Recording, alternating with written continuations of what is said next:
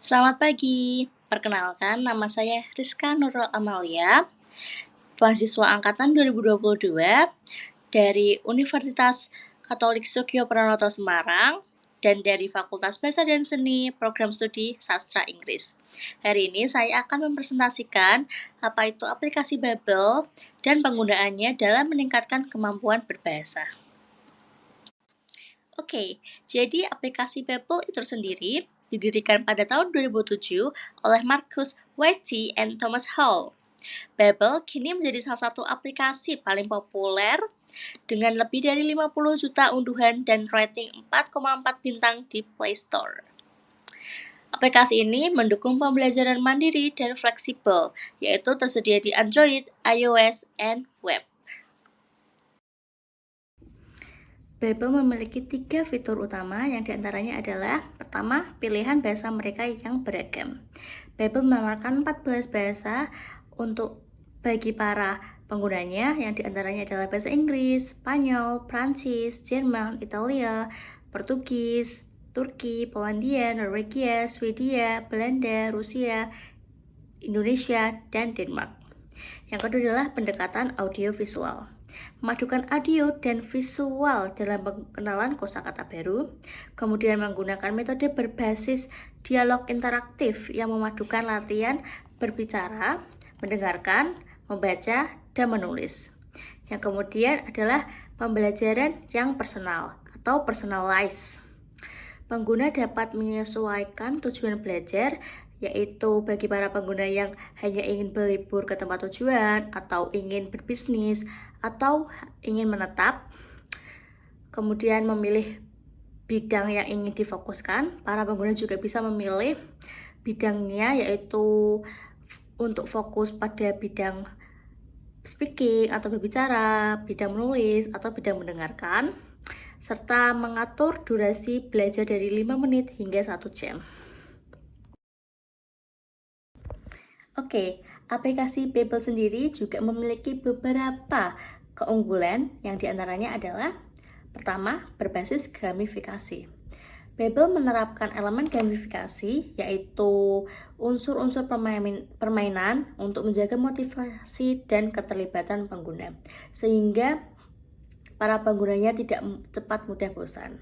Kemudian ada umpan balik dan data statistik. Aplikasi Babel menyediakan umpan balik langsung dan statistik perkembangan dalam proses pembelajaran, sehingga para pengguna bisa langsung mengetahui kesalahan mereka dan bisa langsung melihat performa mereka pada proses pembelajaran. Kemudian ada pendekatan interaktif. Pengguna berinteraksi secara aktif dalam melafalkan kata sehingga melibatkan keterampilan mendengar dan berbicara. Kemudian adalah pengulangan terstruktur. Metode spaced repetition membantu pengguna lebih mudah mengingat kosakata dan frasa yang telah dipelajari. Kemudian yang terakhir adalah pemahaman budaya dalam bahasa. Aplikasi Babel menyertakan konten yang memperkenalkan budaya bahasa target, membantu mengurangi kesalahan pahaman konteks budaya.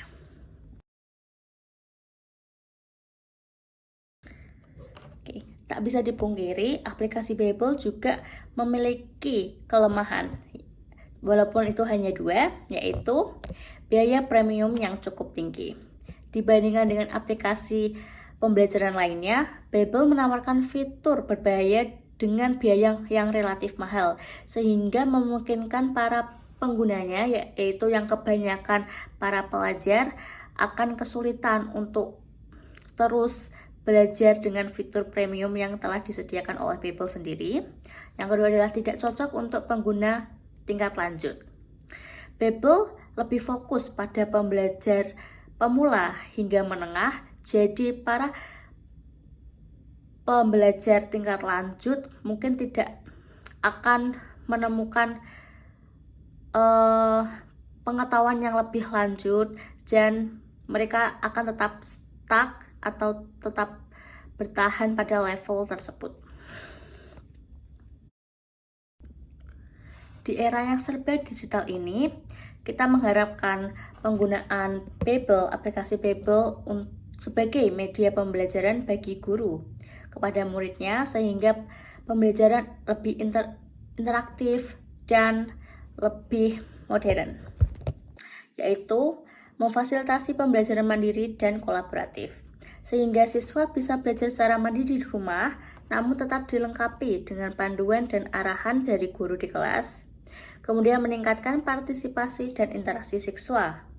Fitur-fitur interaktif seperti latihan mendengarkan, berbicara, dan percakapan dalam Babel membantu siswa merasa lebih terlibat dan terstimulasi selama proses pembelajaran.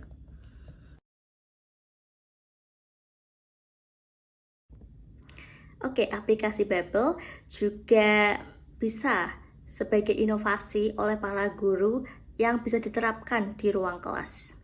Yang pertama, latihan berbicara dan mendengar.